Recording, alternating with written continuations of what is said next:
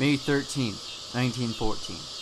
In rural Chambers County, Alabama, in a ramshackle dwelling on Bell Chapel Road, a boy is born to a sharecropper family whose parents were the children of former slaves. This boy would grow up to become a national hero as the whole nation united behind him in the name of the American way of life. One who would remain humble even in his greatest triumph and stand as a champion of the American dream, even though his country wouldn't accept him.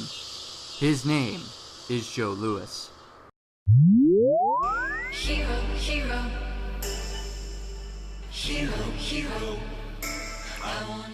Joe Louis spent 12 years growing up in rural Alabama. He suffered from a speech impediment and spoke very little until about the age of 6. In 1916, his father, Monroe Barrow, was committed to a mental institution, and as a result, Joe knew very little of his biological father. After receiving word that Monroe Barrow had died while institutionalized, Joe Louis's mother married Pat Brooks, a local construction contractor, while in reality, Monroe Barrow lived until 1938, completely unaware of his son's fame. In 1926, shaken by the Ku Klux Klan, Louis's family moved to Detroit, Michigan, forming part of the post-World War I Great Migration. Joe's brother worked for the Ford Motor Company, while Joe attended Bronson Vocational School for a time to learn cabinet making, while his mother attempted to get him to be interested in playing the violin, as she believed he should pursue music.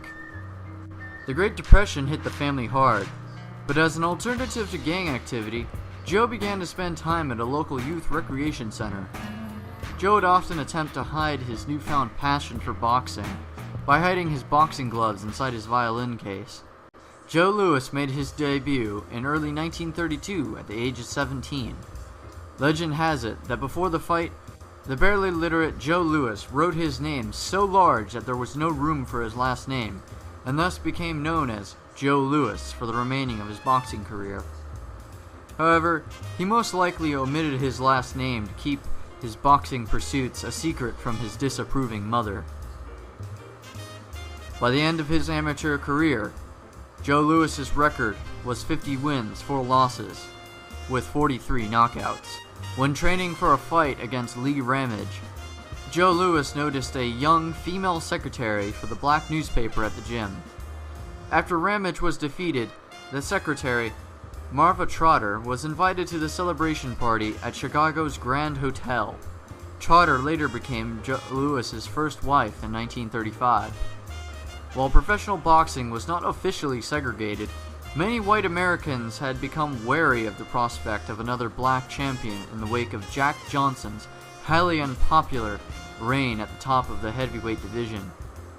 Jack Johnson's unrepentant masculinity and marriage to a white woman engendered an enormous backlash that greatly limited opportunities for black fighters in the heavyweight division.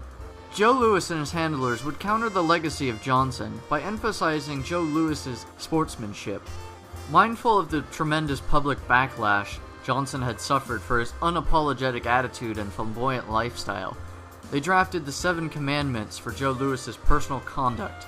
These included: never have his picture taken with a white woman, never gloat over a fallen opponent, never engage in fixed fights, live and fight clean with modesty and sportsmanship.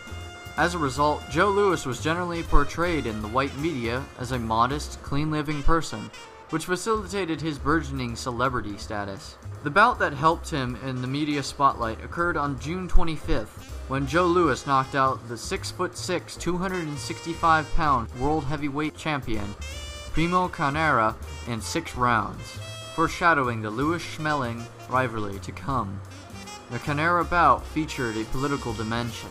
Louis's victory over Carnera, who symbolized Benito Mussolini's regime in the popular eye, was seen as a victory for the international community, particularly among African Americans who were sympathetic to Ethiopia, which was attempting to maintain its independence by fending off an invasion by fascist Italy.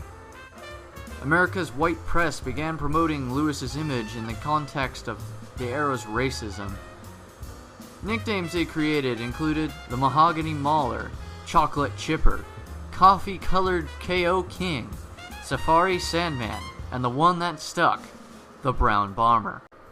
While the mainstream press was beginning to embrace Lewis, many still opposed the prospect of another black heavyweight champion. In September 1935, on the eve of Lewis's fight with the former title holder Max Baer, Washington Post sports writer Shirley Povich wrote about some Americans' hope for the white contender. They say Baer will surpass himself in the knowledge that he is the lone white hope for the defense of Nordic superiority in the prize ring. However, the hopes of white supremacists would soon be dashed. Although Baer had been knocked out only once before in his professional career, Lewis dominated the former champion, knocking him out in the 4th round. Unknowingly, Baer suffered from a unique disadvantage in the fight. Earlier that evening, Lewis had married Marva Trotter at a friend's apartment and was eager to end the fight in order to consummate the relationship. By this time, Joe Louis was ranked the #1 contender in the heavyweight division. What was considered to be the final tune-up bout before the eventual title shot was scheduled for June 1936 against world heavyweight champion Max Schmeling. Prior to the match, Lewis went to his training retreat in Lakewood, New Jersey, where Joe Louis was first able to practice the game of golf, which later became a lifelong passion, which he also worked to break the color barrier. I mean, we have Tiger Woods, so yay diversity? I guess black guys just don't like golf. Ed Sullivan had initially sparked Joe Louis's interest in golf by giving him an instructional book to Joe's wife, Marva. However, Joe spent a significant time on the golf course rather than training for the Schmeling match. Conversely, Schmeling prepared intensely for the bout. Schmeling had thoroughly studied Lewis's style and believed that he had found a weakness by exploiting Lewis's habit of dropping his left hand low after a jab. Oh, and there's another tremendous right hand under left hook, and Lewis looks in trouble.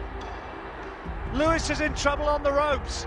He's got to hold on and got to buy time, and it doesn't help him one jot that the referee splits them there. Another right over the top from Schmeling.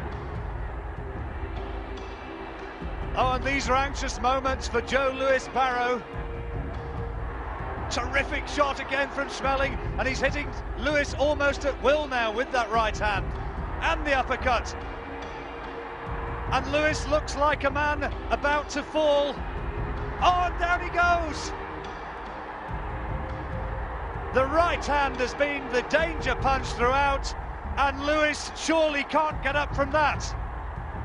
The fight's all over. It's one of the great upsets, and the huge underdog from Germany, Max Schmeling, is declared the winner, and scenes of pandemonium in New York. Max Schmeling, with one of the greatest wins of his professional career, stops Joe Louis in 12 at the Yankee Stadium in New York. Schmeling handed Lewis his first professional loss by knocking him out at Yankee Stadium on June 19, 1936. Langston Hughes described the reaction he witnessed after Lewis suffered the only knockout during the prime of his career. I walked down 7th Avenue and saw grown men weeping like children, and women sitting in the curbs with their heads in their hands. All across the country that night, when the news came that Joe was knocked out, people cried. Following the defeat of Lewis in 1936, Schmeling had become a national hero in Germany. It was a publicity dream for the Nazis. Adolf Hitler considered Schmeling a testimony of Aryan supremacy and considered that America's worst mistake was freeing its slaves. However, Schmeling had no affiliation with the Nazi Party. When the rematch was scheduled, Lewis retreated to his boxing camp in New Jersey and trained incessantly for the fight. A few weeks before the bout, Lewis visited the White House where President Franklin D. Roosevelt told him, "Joe, we need muscles like yours to defeat Germany." This became one of the most politically sensitive fights in sporting history, next to the Miracle on Ice during the 1980 Winter Olympics. This match would become a fight between democracy and fascism. At least spiritually, The entire nation was represented by a black man, and the nation would rally behind him.